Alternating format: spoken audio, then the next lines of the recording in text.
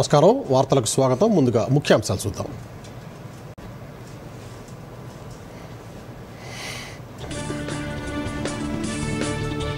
స్థానిక సంస్థల ఎన్నికల్లో బీసీ రిజర్వేషన్ల అంశంపై కొనసాగుతున్న ఉత్కంఠ, విచారణ రేపటికి వాయిదా వేసిన హైకోర్టు, ఎన్నికల ప్రక్రియలో జోక్యం చేసుకోవడానికి నిరాకరించిన ధర్మాసనం. తెలంగాణలో 2 దగ్గు మందులపై నిషేధం, రీలైఫ్, రెస్పీ ఫ్రెష్ టీఆర్ను విక్రయించొద్దని ప్రభుత్వం ఉత్తర్వులు. జాతీయ విపత్తుల నిర్వహణలో ఎన్డీఆర్ఎఫ్ సేవలు భేష్ అన్న బండి సంజయ్, సచేత్ యాప్ను ప్రతి ఒక్కరూ డౌన్లోడ్ చేసుకోవాలని పిలుపు. జూబ్లీహిల్స్ ఉప ఎన్నిక అభ్యర్థి ఎంపికను వేగవంతం చేసిన బీజేపీ, సీల్డ్ కవర్లో నివేదిక అందజేసిన త్రిసభ్య కమిటీ. వికసిత్ భారత్ లక్ష్యాన్ని అధునాతన విమానాశ్రయాలు ప్రతిబింబిస్తున్నాయన్న ప్రధాని, ముంబైని ప్రపంచ వృద్ధి అవకాశాల హబ్గా బలోపేతం చేస్తామన్న నరేంద్ర మోదీ, 2008 ముంబై ఉగ్రదాడిపై కాంగ్రెస్ ప్రభుత్వం సరిగ్గా స్పందించలేదని ఆరోపణ. రసాయన శాస్త్రంలో 3 నోబెల్ బహుమతి, మెటల్ ఆర్గానిక్ ఫ్రేమ్వర్క్స్ అభివృద్ధికి ఎంపిక చేసినట్టు ప్రకటన. బీసీ రిజర్వేషన్ల అంశంపై విచారణను హైకోర్టు రేపటికి వాయిదా వేసింది. గురువారం మధ్యాహ్నం వాదనలు వింటామని ప్రధాన న్యాయమూర్తి జస్టిస్ ఏకే సింగ్ నేతృత్వంలో ధర్మాసనం పేర్కొంది. ఈరోజు జరిగిన విచారణలో పిటిషనర్ల తరపు వాదనల అనంతరం రాష్ట్ర ప్రభుత్వ తరపు న్యాయవాది అభిషేక్ మను సింఘ్వి వాదనలు వినిపించారు. నామినేషన్లు వేయకుండా స్టే ఇవ్వాలని పిటిషనర్లు కోరగా స్టే విధించేందుకు హైకోర్టు నిరాకరించింది. బీసీ రిజర్వేషన్లను సమర్థిస్తూ వ్యతిరేకిస్తూ తమను ప్రతివాదులుగా చేర్చాలంటూ దాఖలైన 30 ఇంప్లీడ్ పిటిషన్లను స్వీకరించిన హైకోర్టు విచారణ చేపట్టింది. మొదట పిటిషనర్ తరపు న్యాయవాదులు తమ వాదనలు వినిపిస్తూ ఆగస్టు 31న రాష్ట్రంలోని 2 చట్టసభల్లో బీసీ రిజర్వేషన్ బిల్లు ఆమోదం పొందిందని, బిల్లు ఇంకా చట్టంగా మారలేదని కోర్టు తెలిపారు. ఒకవేళ బిల్లు చట్టంగా మారినా సరే రిజర్వేషన్లు 50% దాటకూడదని అన్నారు. మహారాష్ట్రలో కూడా ఇదే తరహాలో అక్కడి ప్రభుత్వం ఒక చట్టం పాస్ చేసిందని, దాన్ని సుప్రీంకోర్టు కొట్టేసిందని గుర్తు చేశారు. రాష్ట్ర ప్రభుత్వం తరపున వాదనలు వినిపించిన న్యాయవాది అభిషేక్ మను సింఘ్వి ఇప్పటికే ఎన్నికల షెడ్యూల్ విడుదలైందని, ఎన్నికల ప్రక్రియలో కోర్టులు జోక్యం చేసుకోవద్దనే తీర్పులున్నాయని ధర్మాసనం దృష్టికి తెచ్చారు. ఈ మేరకు ఎన్నికల షెడ్యూల్కు సంబంధించిన నోటిఫికేషన్ను కోర్టుకు అందజేశారు. ఈ సమయంలో స్టే ఇవ్వటం కూడా సరికాదన్నారు. సమగ్ర అధ్యయనం తర్వాతే బీసీ బిల్లు చేశారని, జీవో తెచ్చారని వివరించారు. పూర్తి వాదనలు విన్న తర్వాతే జీవో నెంబర్ 9పై నిర్ణయం తీసుకోవాలని కోరారు. ప్రభుత్వం తరపున పూర్తి స్థాయి వాదనలు సమర్పిస్తామన్నారు. దీంతో తదుపరి విచారణను హైకోర్టు రేపు మధ్యాహ్నానికి వాయిదా వేసింది.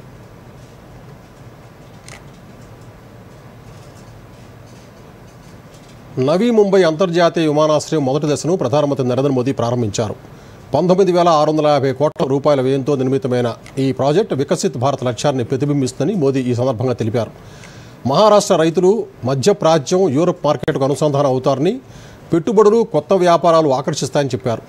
దీంతోపాటు ముంబై అండర్ గ్రౌండ్ మెట్రో వ్యవస్థను కూడా మోదీ ప్రారంభించారు. నవీ ముంబై అంతర్జాతీయ విమానాశ్రయం, ఇతర కనెక్టివిటీ ప్రాజెక్టులు ముంబైని ప్రపంచ వృద్ధి అవకాశాల హబ్గా బలోపేతం చేస్తాయని మోదీ వెల్లడించారు.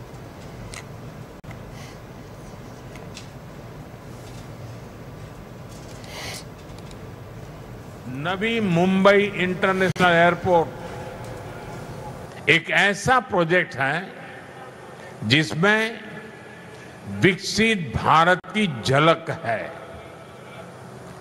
ये छत्रपति शिवाजी महाराज की धरती पर बना है और इसका आकार कमल के फूल जैसा है।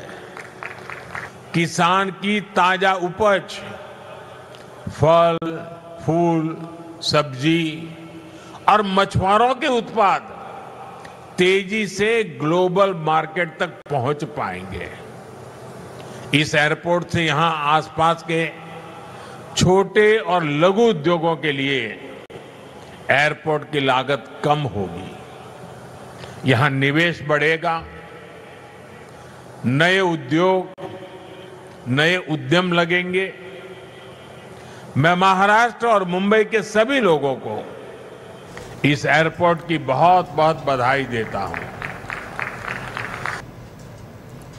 2008 ముంబై ఉగ్రదాడికి కాంగ్రెస్ ధీటుగా ప్రతిస్పందించలేదని ప్రధాని మోదీ విమర్శించారు. విదేశీ ఒత్తిడి వల్లే అప్పటి కాంగ్రెస్ ప్రభుత్వం వెనక్కి తగ్గిందని ఆరోపించారు. నవీ ముంబైలో జరిగిన సభలో మోదీ ప్రసంగిస్తూ ఆ సమయంలో ఎవరు నిర్ణయం తీసుకున్నారో కాంగ్రెస్ సమాధానం చెప్పాలన్నారు. ముంబై ఆర్థిక రాజధాని మాత్రమే కాదు, దేశంలో అత్యంత శక్తివంతమైన నగరాల్లో ఒకటని మోదీ తెలిపారు. అందుకే ఉగ్రవాదులు ఈ నగరంపై దాడి చేశారన్నారు. అప్పటి కాంగ్రెస్ ప్రభుత్వం బలహీనతను ప్రదర్శించిందని విమర్శించారు. 2008 ముంబై దాడుల తర్వాత పాకిస్తాన్పై దాడి చేసేందుకు భారత భద్రతా దళాలు సిద్ధంగా ఉన్నప్పటికీ విదేశాల ఒత్తిడితో నాటి కాంగ్రెస్ ప్రభుత్వం సైనిక చర్యను అడ్డుకుందని ఆరోపించారు.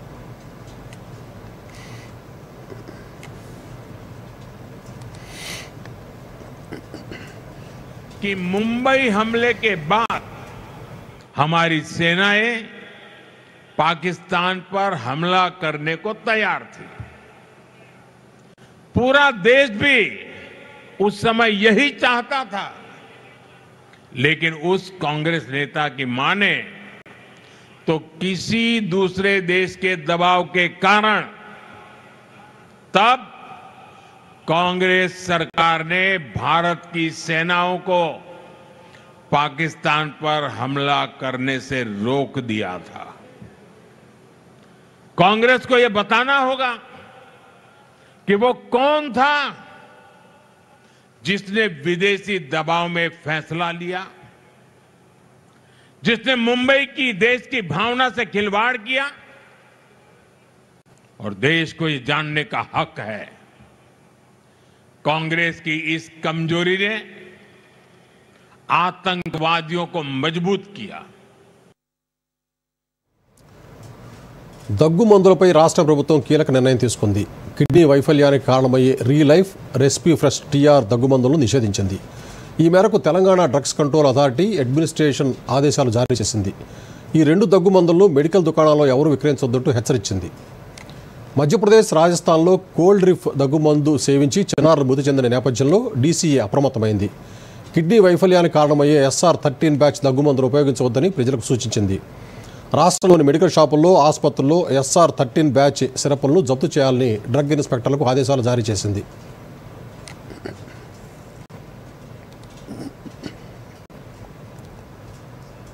ఫోన్ ట్యాపింగ్ కేసులో మాజీ ఇంటెలిజెన్స్ చీఫ్ ప్రభాకర్ రావు ముందస్తు బెయిల్ రద్దు చేయాలని కోరుతూ దాఖలైన పిటిషన్పై విచారణను సుప్రీంకోర్టు ఈ నెల 14కు వాయిదా వేసింది. రాష్ట్ర ప్రభుత్వం దాఖలు చేసిన పిటిషన్పై justice BV Nagarathna, justice Mahadevan ధర్మాసనం విచారణ జరిపింది. విచారణ సందర్భంగా ఫోన్ ట్యాపింగ్ కేసుకు సంబంధించి ఫోరెన్సిక్ నివేదికలో కీలకమైన ఆధారాలు లభించాయని solicitor general Tushar Mehta supreme court తెలిపారు. మాజీ ఇంటెలిజెన్స్ చీఫ్ ప్రభాకర్ రావు ముందస్తు బెయిల్ రద్దు చేయాలని కోరారు. వాదనలు విన్న ధర్మాసనం తదుపరి విచారణను అక్టోబర్ 14కు వాయిదా వేసింది.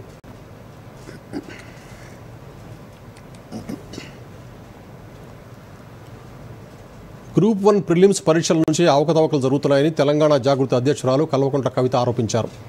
నిరుద్యోగులకు అబద్ధపు హామీలు ఇచ్చి అధికారంలోకి వచ్చాక వాటిని పట్టించుకోవట్లేదని విమర్శించారు. హైదరాబాద్ గన్ పార్క్ అమరవీరుల స్తూపం వద్ద గ్రూప్ 1 అభ్యర్థులు చేపట్టిన ఆందోళనలో కవిత పాల్గొన్నారు. ఈ సందర్భంగా కవిత మాట్లాడుతూ గ్రూప్ 1 నియామకాలు రద్దు చేసి మళ్లీ పరీక్ష నిర్వహించాలని డిమాండ్ చేశారు. గ్రూప్ 1 అభ్యర్థులకు అండగా ఉంటామని హామీ ఇచ్చారు. అధికారంలోకి వస్తే 2 లక్షల ఉద్యోగాలు ఇస్తామన్న కాంగ్రెస్ ఇప్పటివరకు ఇచ్చిందేదీ లేదని విమర్శించారు.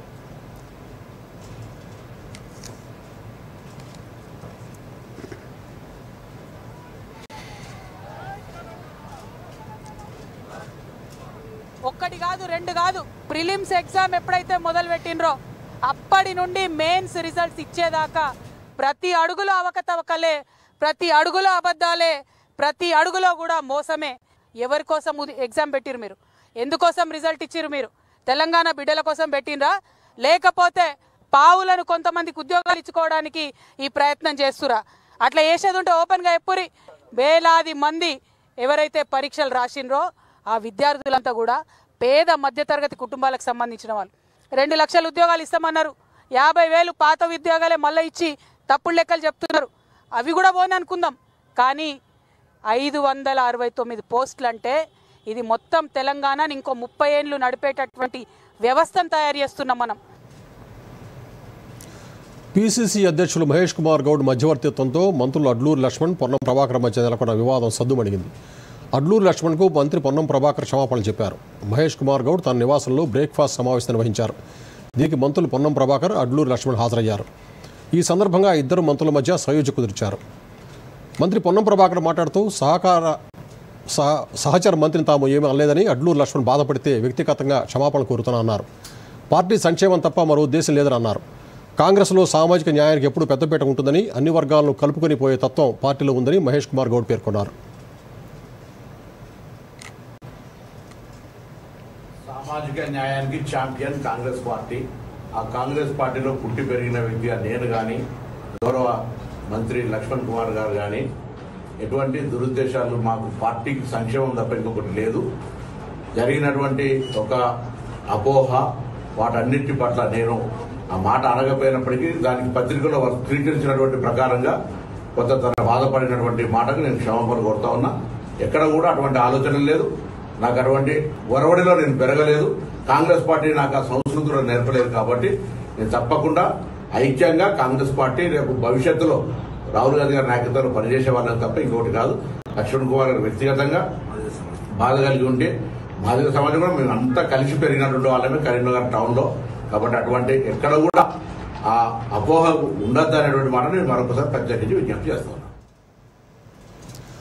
జూబ్లీ హిల్స్ ఉప ఎన్నిక షెడ్యూల్ ఖరారు కావడంతో అభ్యర్థుల ఎంపిక ప్రక్రియను బీజేపీ, కాంగ్రెస్ పార్టీలు వేగవంతం చేశాయి. మాగంటి గోపీనాథ్ మృతితో వచ్చిన ఈ ఉప ఎన్నికల బరిలో అతని భార్య నిలపాలని బీఆర్ఎస్ ఇప్పటికే నిర్ణయించింది.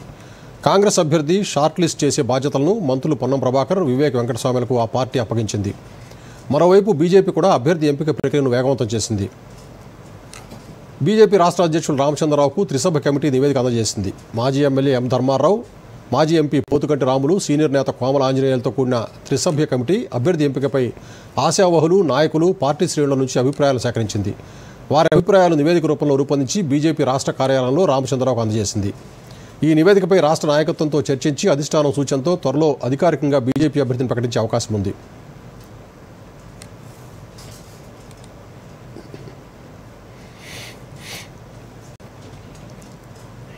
జాతీయ విపత్తుల నిర్వహణ సేవల్లో ఎన్డీఆర్ఎఫ్ సంస్థ అగ్రస్థానంలో ఉందని కేంద్ర హోంశాఖ సహాయ మంత్రి బండి సంజయ్ కుమార్ కితాబిచ్చారు.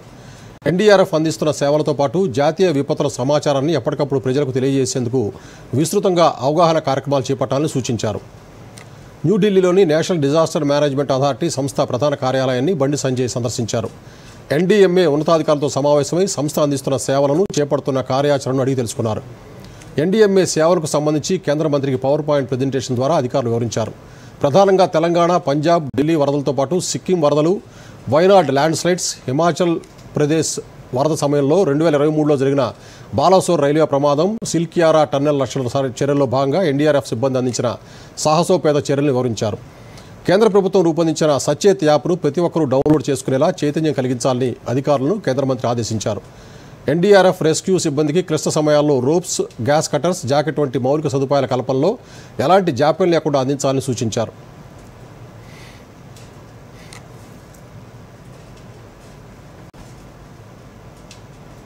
ఇప్పుడు చిన్న విరామం తీసుకుందాం. క్యూఆర్ కోడ్ స్కాన్ చేయండి, 5000 క్యాష్ బ్యాక్ పొందండి. అరే వా, భలేగుందే. చిక్కుకున్నాడు. యూపీఐ పిన్ ఎంటరింగ్ కేవలం డబ్బు పంపడానికేనా? ఆర్బీఐ అంటోంది తెలివిగా ఆలోచించండి, అప్రమత్తంగా ఉండండి.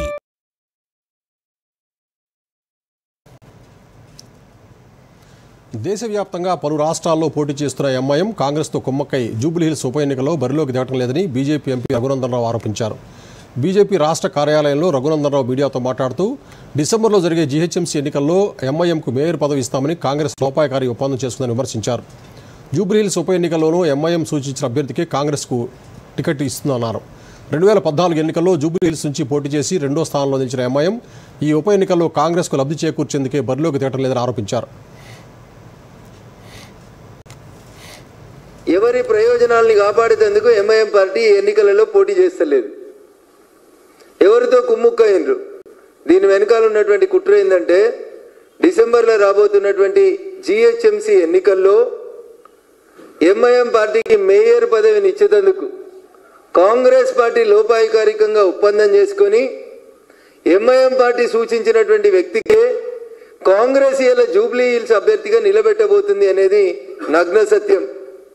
రేపు కాంగ్రెస్ పార్టీ అభ్యర్థి ఎవరు అనేది అధికారికంగా ప్రకటించబడిన తర్వాత ప్రజలందరికీ అర్థమవుతుంది ఈ క్యాండిడేట్ ఎంఐఎం క్యాండిడేటా, ఈ క్యాండిడేట్ కాంగ్రెస్ క్యాండిడేట్ అనేది ఒక్కసారి ప్రజలు ఆలోచించుకోవాల్సినటువంటి అవసరం ఉంటుంది. ఆంధ్రప్రదేశ్లోని కోనసీమ జిల్లా రాయవరంలో భారీ అగ్ని ప్రమాదం చోటు చేసుకుంది. బాణాసంచా తయారీ పరిశ్రమలో సంభవించిన పేలుడుతో మృతుల సంఖ్య 7కు చేరింది. మరికొందరికి తీవ్ర గాయాలయ్యాయి. వీరిని ఆసుపత్రికి తరలించి చికిత్స అందిస్తున్నారు. ఈ ఘటనలో బాణాసంచా పరిశ్రమ యజమాని సైతం మృతి చెందారు. పలు గంటల పాటు శ్రమించి అగ్నిమాపక సిబ్బంది మంటలను పూర్తిగా అదుపులోకి తీసుకొచ్చారు. ఘటనపై పోలీసులు కేసు నమోదు చేసి దర్యాప్తు చేస్తున్నారు. కాగా బాణాసంచా పరిశ్రమలో పేలుడుపై ప్రధానమంత్రి నరేంద్ర మోదీ దిగ్భ్రాంతి వ్యక్తం చేశారు. ప్రమాదంపై ఆరా తీశారు. బాధితులను ఆదుకుంటామని భరోసా ఇచ్చారు.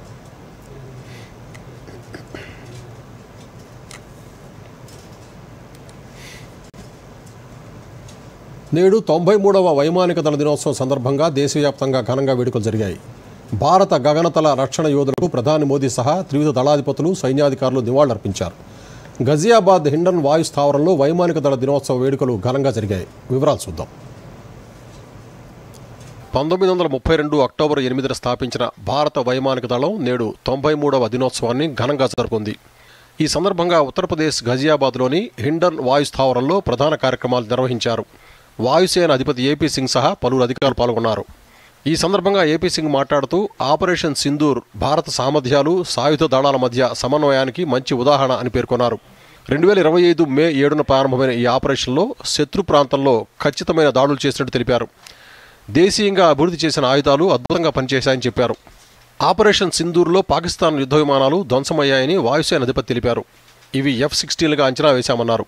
ఖచ్చితమైన ప్రణాళిక, క్రమశిక్షణ, నిర్ణయాత్మక అమలుతో ఏమి సాధ్యమవుతుందో ఈ ఆపరేషన్ చూపించిందని ఏపీ సింగ్ అన్నారు. భారత వైమానిక దళ ధైర్య సాహసాలు ప్రపంచానికి చాటామని ఆయన పేర్కొన్నారు. Our performance in Operation Sindoor fills us with professional pride. We proved to the world how air power can be effectively used in shaping military outcomes in just a few days. India's bold and precise attacks restored the rightful place of offensive air action in the national consciousness. Our robust air defense architecture and offensive employment of long-range surface-to-air missile systems limited the anniversary's freedom to operate and ensured safety of our vital assets.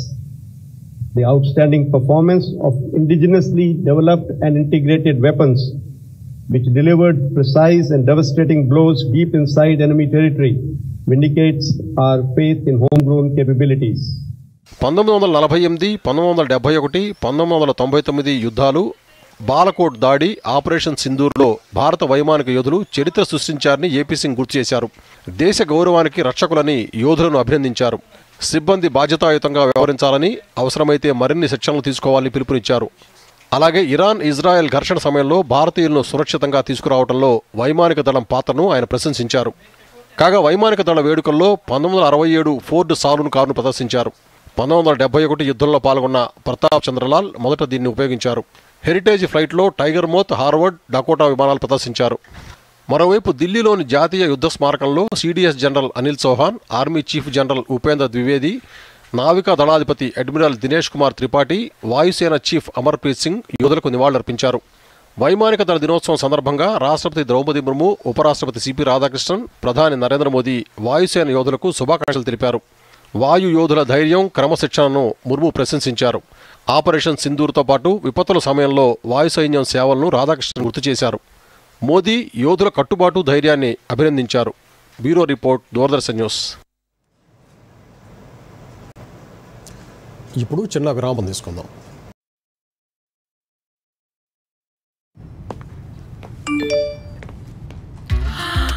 $10 లక్షల lottery నాకా?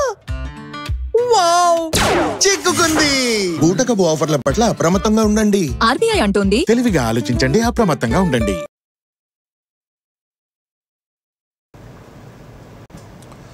ఆసియాలో అతిపెద్ద tech ఫెయిర్గా గుర్తింపు పొందిన India mobile Congress ప్రారంభమైంది. బుధవారం నుంచి శనివారం వరకు న్యూఢిల్లీ యశోభూమి కన్వెన్షన్ సెంటర్లో జరగనున్న ఈ కార్యక్రమాన్ని ప్రధాని నరేంద్ర మోదీ ప్రారంభించారు.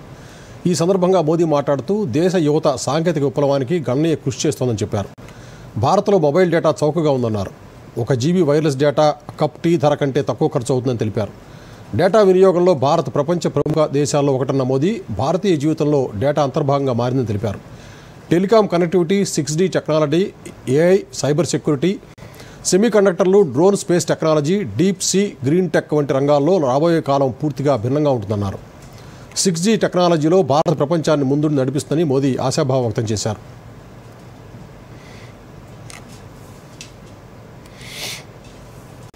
साथियों, आज भारत में 1 GB वायरलेस डेटा की कीमत 1 कप चाय के दाम से भी कम है. चाय का उदाहरण देना मेरी आदत है. पर यूजर डेटा कंजम्पशन में हम दुनिया के अग्रिम देशों में आते हैं।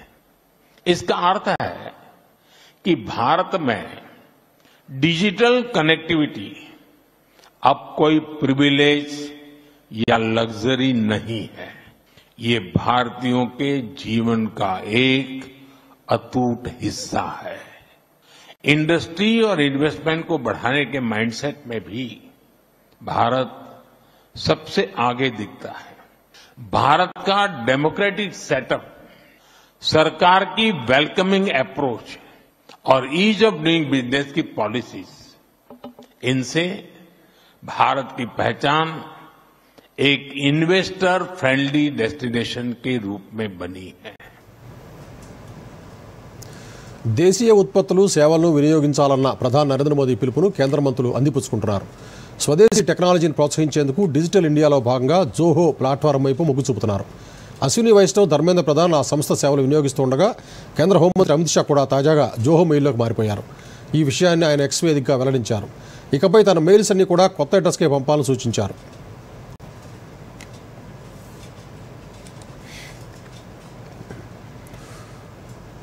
భారత్ బ్రిటన్ మధ్య కుదిరిన స్వేచ్ఛా వాణిజ్య ఒప్పందం ఇరు దేశాల సంబంధాల్లో గొప్ప ముందడుగని బ్రిటన్ ప్రధానమంత్రి కీర్ స్టార్మర్ అన్నారు.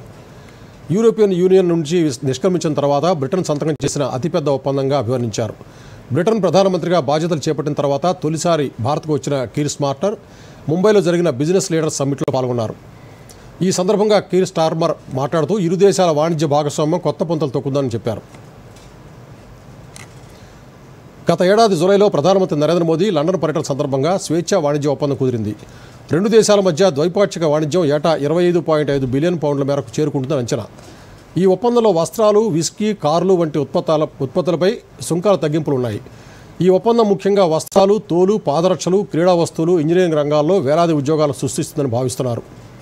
కాగా ముంబై పర్యటనలో బ్రిటన్ ప్రధాని కీర్ స్టార్మర్ అంధేరి శివార్లోని యష్ రాజ్ ఫిల్మ్ స్టూడియోలను సందర్శించారు.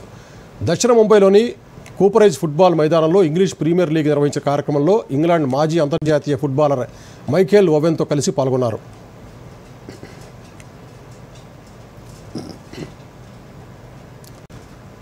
భారత్లో తొలిసారి పర్యటిస్తున్న బ్రిటన్ ప్రధానమంత్రి కీర్ స్టార్మర్కు ప్రధాని నరేంద్ర మోదీ హృదయపూర్వక స్వాగతం పలికారు.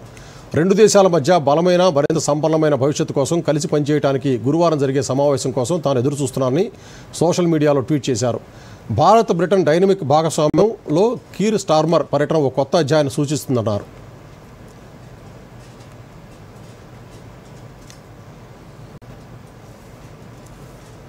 రసాయన శాస్త్రంలో ఈ ఏడాది కూడా 3 శాస్త్రవేత్తలు ప్రతిష్టాత్మక నోబెల్ బహుమతికి ఎంపికయ్యారు. రసాయన శాస్త్రంలో విశేష పరిశోధనలు జరిపేందుకు గాను సుసుము కిటాగవా, రిచర్డ్ రాబ్సన్, ఒమర్ ఎం యాగియల్ను ఎంపిక చేసినట్టు royal Swedish academy of sciences ప్రకటించింది. జపాన్లోని కైటో యూనివర్సిటీ ప్రొఫెసర్ సుసుమా కిటాగవా, ఆస్ట్రేలియాలోని Melbourne university professor Richard Robeson, అమెరికాలోని కాలిఫోర్నియా యూనివర్సిటీ ప్రొఫెసర్ ఒమర్ ఎం యాగీలు కొత్త రకం మాలిక్యులర్ ఆర్కిటెక్చర్ అభివృద్ధి చేసినట్టు తెలిపింది.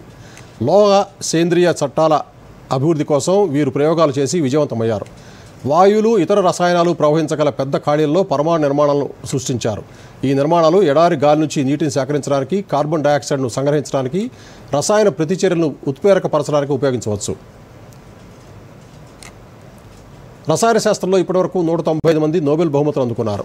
వీరిలో జాన్ బి గుడ్ ఎనఫ్ 97 ఏళ్ల వయసులో కెమిస్ట్రీలో పురస్కారం అందుకున్న వృద్ధుడిగా నిలవగా, ఫ్రెడరిక్ జోలియట్ 35 ఏళ్ల వయసులో నోబెల్ అందుకున్న అతిపిన్న వయస్కుడిగా నిలిచాడు. ఇక ఫ్రెడరిక్ సాంగర్, బ్యారీ షార్ప్లెస్లు రసాయన శాస్త్రంలో 2 సార్లు నోబెల్ అందుకున్నారు. ఇప్పటివరకు వైద్య శాస్త్రంలో, భౌతిక శాస్త్రం, రసాయన శాస్త్రంలో నోబెల్ బహుమతులు ప్రకటించగా రేపు సాహిత్యం, శుక్రవారం శాంతి బహుమతి, అక్టోబర్ 13 అర్థశాస్త్రంలో పురస్కారం అందుకున్న వారి పేర్లను ప్రకటిస్తారు. ఆల్ఫ్రెడ్ నోబెల్ వర్ధంతి రోజైన డిసెంబర్ 10న విజేతలకు అవార్డులు అందజేస్తారు.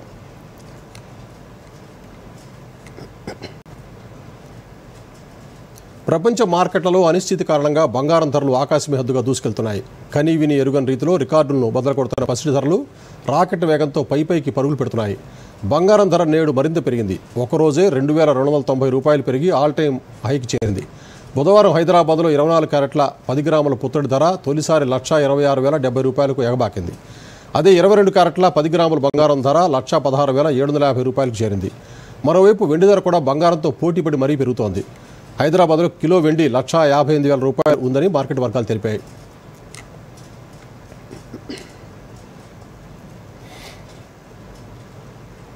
దేశీయ స్టాక్ మార్కెట్ సూచీలు నష్టాల్లో ముగిశాయి. ఉదయం లాభాల్లో ప్రారంభమైన సూచీలు రోజంతా ఒడిదుడుకులు ఎదుర్కొని చివరికి నష్టాలకు పరిమితమయ్యాయి. దీంతో సూచీలు 4 రోజుల వరుస లాభాలకు బ్రేక్ పడింది. సెన్సెక్స్ ఉదయం 81,899 పాయింట్ల వద్ద స్వల్ప నష్టాల్లో ప్రారంభం కాగా చివరికి 153 పాయింట్ల నష్టంతో 81,773 వద్ద స్థిరపడింది. నిఫ్టీ 62 పాయింట్ల నష్టంతో 25,046 వద్ద ముగిసింది. సెన్సెక్స్ 30 సూచీలో Tata motors, Mahindra and Mahindra, BEL, UltraTech cement, Trent షేర్లు ప్రధానంగా నష్టపోయాయి. Titan, Infosys, TCS, HCL technologies, tech Mahindra షేర్లు లాభపడ్డాయి. డాలర్తో రూపాయి మారకం విలువ 88.8గా ఉంది.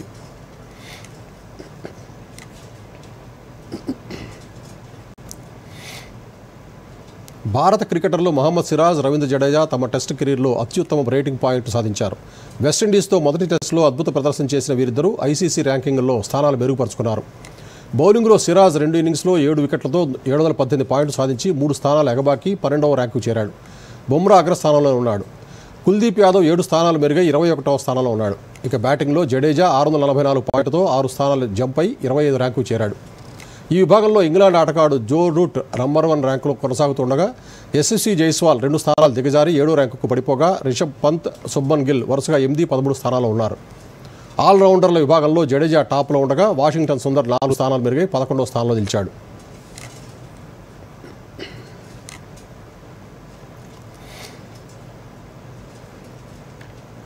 దూరదర్శన్ యాదగిరి ప్రాంతీయ వార్తా విభాగంలో కాంట్రాక్టువల్ ప్రాతిపదికన వివిధ ఖాళీల భర్తీకి ప్రసార భారతి నోటిఫికేషన్ జారీ చేసింది.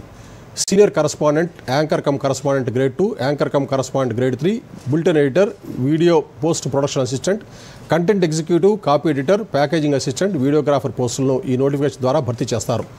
దరఖాస్తు చేసుకునేందుకు అక్టోబర్ 21 చివరి తేదీ కాగా పూర్తి వివరాలకు ave.prasarabharati.org వెబ్సైట్ సందర్శించగలరు.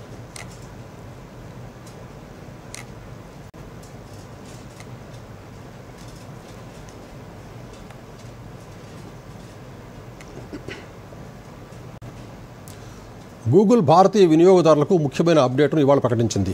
తమ AI ఆధారిత సెర్చ్ సేవలను తెలుగు సహా 7 కొత్త భారతీయ భాషల్లో విస్తరిస్తున్నట్లు వెల్లడించింది. ఈ మార్పుతో కోట్లాది మంది తమ ఇష్ట భాషలో సులభంగా వివరమైన సమాచారం పొందగలరు.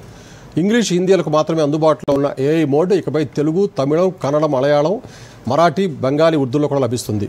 జెమినీ మోడల్లో రూపొందించిన ఈ ఫీచర్ స్థానిక భాషల నుడికారాలను అర్థం చేసుకుని సంక్లిష్ట ప్రశ్నలకు సంభాషణ రూపంలో వివరమైన సమాధానాలు అందిస్తుంది.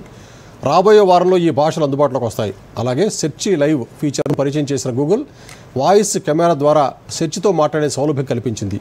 అమెరికా తర్వాత ఈ ఫీచర్ను పొందిన తొలి దేశం భారత్. గూగుల్ యాప్ లేదా లెన్స్లో లైవ్ ఐకాన్పై నొక్కి దీన్ని ఉపయోగించవచ్చు.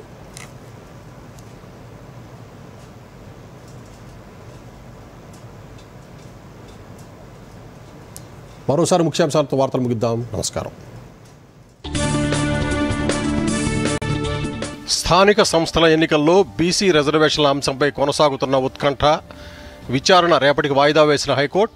ఎన్నికల ప్రక్రియలో జోక్యం చేసుకోవడానికి నిరాకరించిన ధర్మాసనం. తెలంగాణలో 2 దగ్గు మందులపై నిషేధం. రీలైఫ్, రెస్పీ ఫ్రెష్ టీఆర్ను విక్రయించొద్దని ప్రభుత్వం ఉత్తర్వులు. జాతీయ విపత్తుల నిర్వహణలో ఎన్డీఆర్ఎఫ్ సేవలు భేష్ అన్న బండి సంజయ్. సచేత్ యాప్ను ప్రతి ఒక్కరూ డౌన్లోడ్ చేసుకోవాలని పిలుపు. జూబ్లీహిల్స్ ఉప ఎన్నిక అభ్యర్థి ఎంపికను వేగవంతం చేసిన బీజేపీ. సీల్డ్ కవర్లో నివేదిక అందజేసిన త్రిసభ్య కమిటీ. వికసిత్ భారత్ లక్ష్యాన్ని అధునాతన విమానాశ్రయాలు ప్రతిబింబిస్తున్నాయన్న ప్రధాని. ముంబైని ప్రపంచ వృద్ధి అవకాశాల హబ్గా బలోపేతం చేస్తామన్న నరేంద్ర మోదీ. 2008 ముంబై ఉగ్రదాడిపై కాంగ్రెస్ ప్రభుత్వం సరిగ్గా స్పందించలేదని ఆరోపణ. రసాయన శాస్త్రంలో 3 నోబెల్ బహుమతి. మెటల్ ఆర్గానిక్ ఫ్రేమ్వర్క్స్ అభివృద్ధికి ఎంపిక చేసినట్టు ప్రకటన. దూరదర్శన్ యాదగిరి వార్తలను ఇప్పుడు సోషల్ మీడియాలో కూడా చూడవచ్చు. యూట్యూబ్ అయితే DD న్యూస్ తెలంగాణ, ఎక్స్ వేదికగా అయితే DD news Telangana @DD Yadagiri news, Facebook అయితే DD న్యూస్ తెలంగాణలో చూసి సబ్స్క్రైబ్ చేసి లైక్ చేయండి, షేర్ చేయండి.